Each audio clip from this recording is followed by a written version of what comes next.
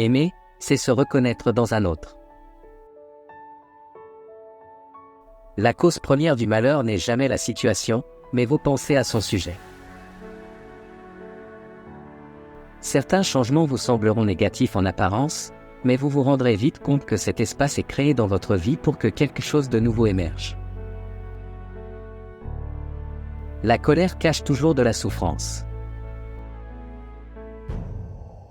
Quel que soit ce que le moment présent contient, acceptez-le comme si vous l'aviez choisi.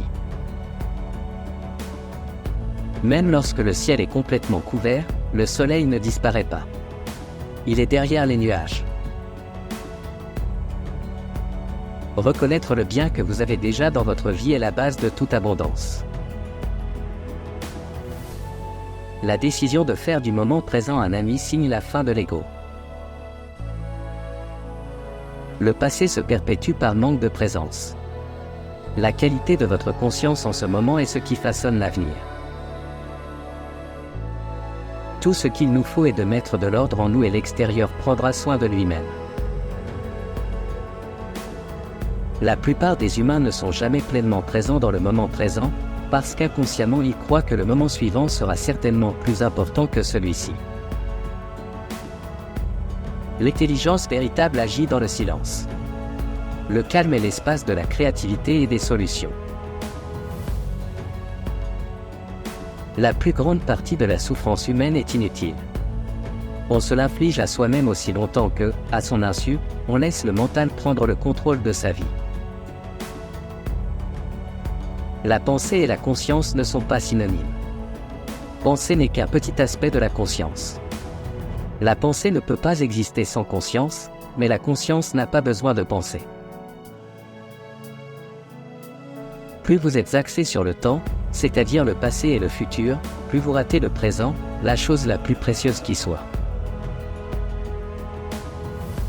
Les conflits dans le monde sont le miroir de nos conflits intérieurs non résolus. Cessez d'attendre, n'en faites plus un état d'esprit. Lorsque vous vous surprenez à glisser vers cet état d'esprit, secouez-vous. Revenez au moment présent. Contentez-vous d'être et dégustez ce fait d'être. Si vous êtes présent, vous n'avez jamais besoin d'attendre quoi que ce soit. Parfois, lâcher prise est un acte plus puissant que se défendre ou s'accrocher. Lorsque vous vivez en acceptant totalement ce qui est, vous signez l'arrêt de mort du mélodrame dans votre vie. La vie n'est pas aussi grave que ce que l'esprit laisse paraître. On ne devient pas bon en essayant d'être bon mais en trouvant la bonté qui est déjà en soi et en lui permettant de s'exprimer. Mais celle-ci ne peut émerger que si des changements fondamentaux se produisent dans l'état de conscience.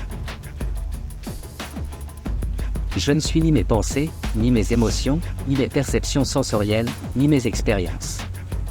Je ne suis pas le contenu de ma vie. Je suis l'espace dans lequel tout se produit.